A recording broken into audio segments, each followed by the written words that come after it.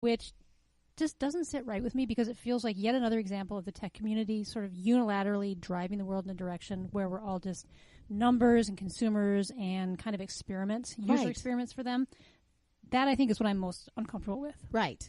I guess I just don't trust arbitrarily having my information and all these things stored by people who I didn't know were storing it. Agreed. And I think that eventually it'll end up one of those things, those tiny things in the disclaimers whenever you buy a plane ticket, where we never read it. We don't know where it says, you know, there, because whenever you buy a plane ticket, there's all of these things that say in there that basically, you know, if we change it, subject to change, you can't sue us, blah, blah, blah, blah, which eventually we have to fight to get those rights back. But this could have been, those cameras, it could have already been in those disclaimers, and they could have been spying on us all this time. Absolutely. And we wouldn't have known. But here's the thing. If you say spying, I mean, do you consider when you're on an airplane, is that private or is that a public space? I mean, in my mind, you're in a public space. Can you be spied on when you're out in a public space? And here's the thing, too. When you're in public spaces, when you're in an airport, there's there's cameras everywhere. I would assume there's already a camera somewhere on there. I guess there's a difference. And then here's the other thing. Mm-hmm. Okay, so remember that story last year where there was a woman sitting on an airplane and like the guy next to her was jerking off under the blanket? Right, yes. Okay, so if there's people who are going to be gross on what I consider public spaces like airplanes, and apparently this happens all the time. Like airline hostesses were like, normally we just don't bother them. I'm like, and I'm what? like, bother them, please. They just let them. Bother them. Okay, so peanuts you're in a public space. You're not in a private space, and people behave like that. Right. I just put the cameras on the in the thing.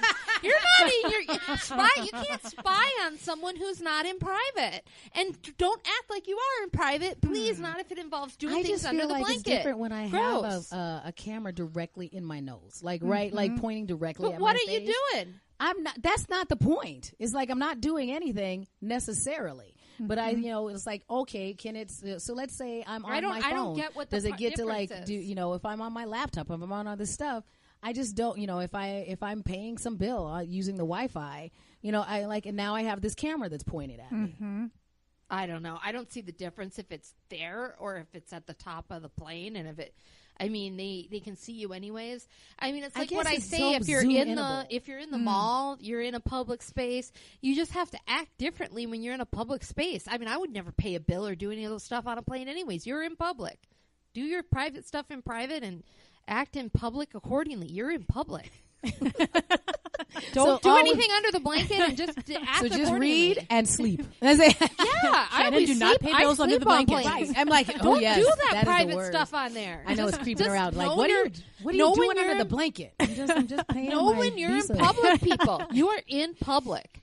Whether there's a camera on the front of the thing or not, you're in a public space, and just know that. I absolutely take your point. For me, it is. I think you're kind of alluding to this, Shannon. It is something about the immediacy and the kind of in-your-faceness of a camera that's in the back of the seat in front of you, facing you. Yes. To me, that just feels a little too intimate. It seems very invasive to me. I feel like to have it be staring at my pores. Like, is that like how did she clean her pores distance versus something that is surveying the entire area and just seeing, like having it zoom in on me particular. That's what makes it feel invasive to me versus, yes, I'm in a giant space. I get that. And we might be surveilling the space and making sure that the overall space stays safe.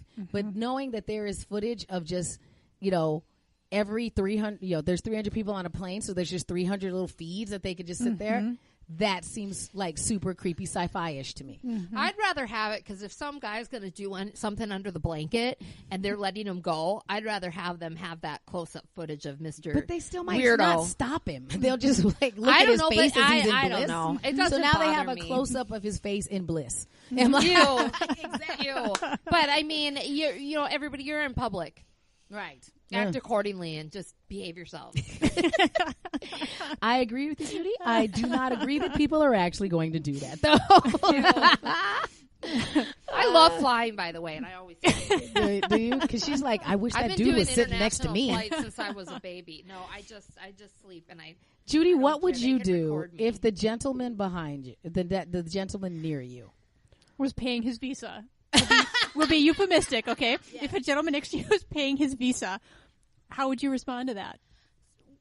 Would you just tweet about it, or would you like elbow him? Like, what would you do?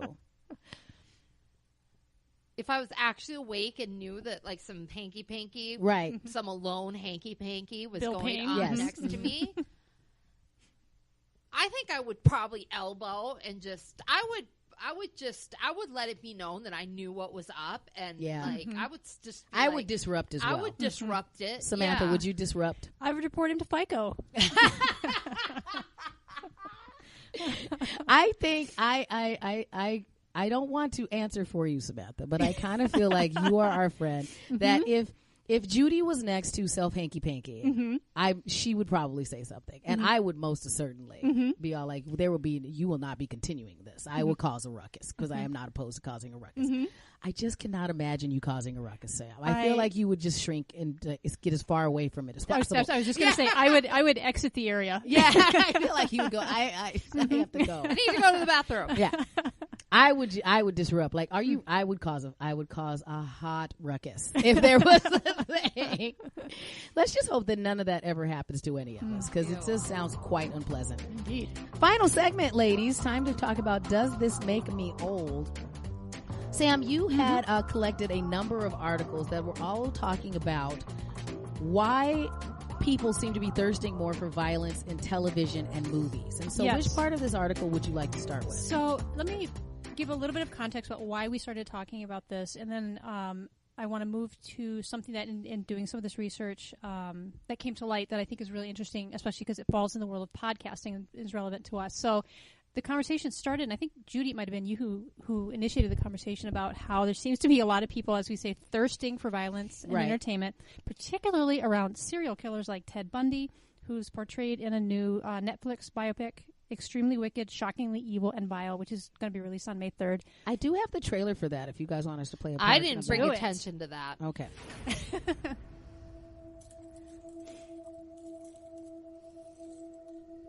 Do you remember the night we met?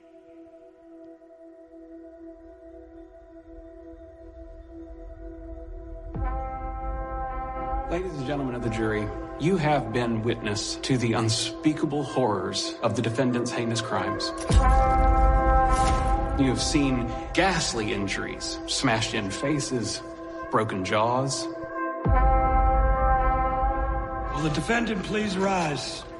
For years, I've carried this guilt that I'm to blame for everything. If only I hadn't trusted you. Promise you'll never leave me, Liz. It's about another missing girl, isn't it?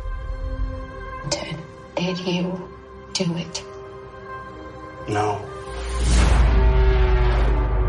We've got a very disturbed, sick individual. You'll be the first nationally televised trial in history. You look nice, partner. I'm disguised as an attorney today.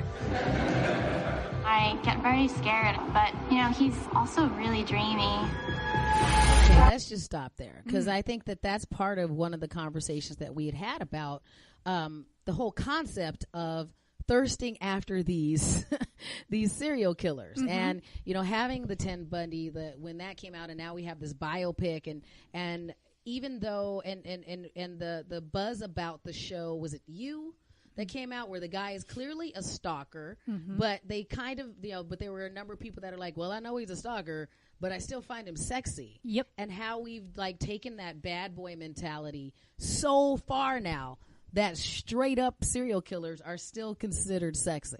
Absolutely. And the interesting fact that I came across in doing the research was, so there's an estimated now 660,000 podcasts that are in production. Right. True crime podcasts consistently rank as among the top 50.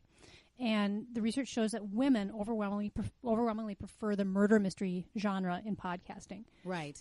So, for example, the first 2 seasons of Serial have been downloaded 340 million times. So it's the most popular podcast. So here's the question then for us.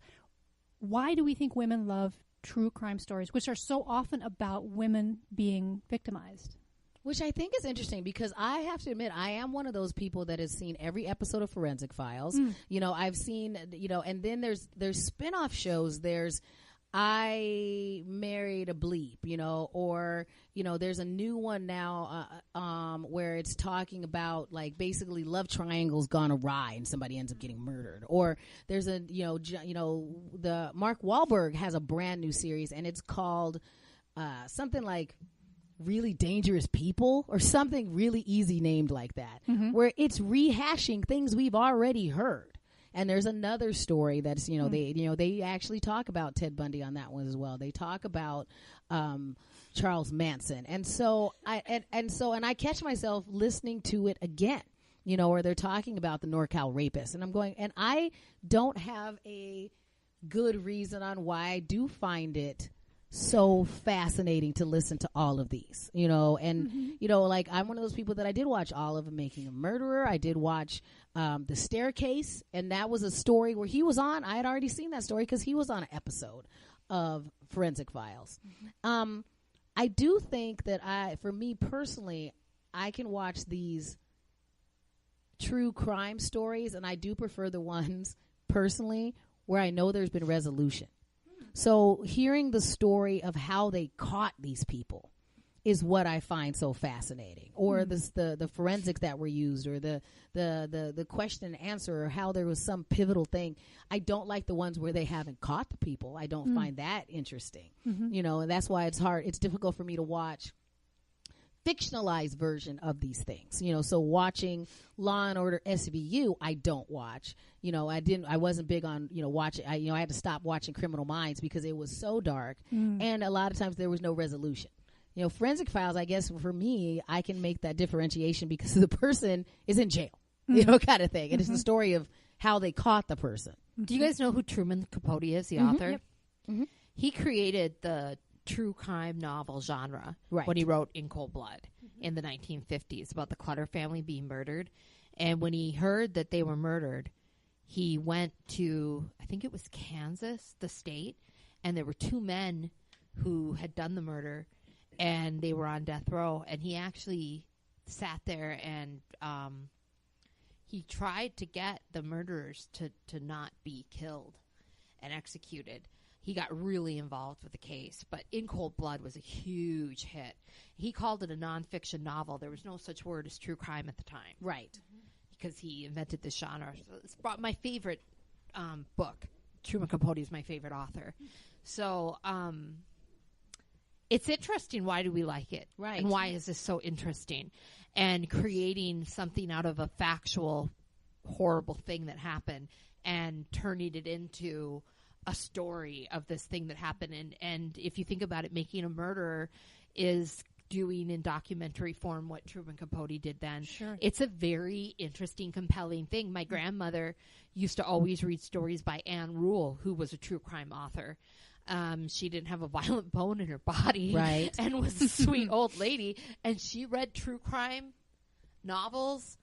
And Anne Rule, if you ever saw her, was this sort of like really nondescript sweet lady that would write these books. You know, I don't know why people are fascinated with it, but they are. I look at it like solving the puzzle. So watching people solve the puzzle, that I find interesting. And, you know, like I don't enjoy the hearing of the tale as much as the resolving of the tale. You know, like, you know, and so it is unfortunate that we do, you know, it used to be everything was it may be based on a true, you know, there were so many things that were like based on true events, and now we don't base them on true events. It's just straight up true events that then they figure out a way to make them engaging and I'll use the word entertaining, but it is a matter of, as we saw, the soundtrack that they use, you know, the people that host it. Back to In Cold Blood, I think one of the really interesting things about In Cold Blood, Truman Capote is the first true crime novel. It starts off with the murder. Right. And you don't really know. It's senseless. Right. He does get really into knowing the murderers, and you hear that they had these horrible childhoods, just totally abusive and everything. So in a way, by patching together the lives of the murderers, you see some sort of whys into how this could have happened. Right. And sort of in a way, to me, I read it first when I was in high school. It's an anti-death penalty book.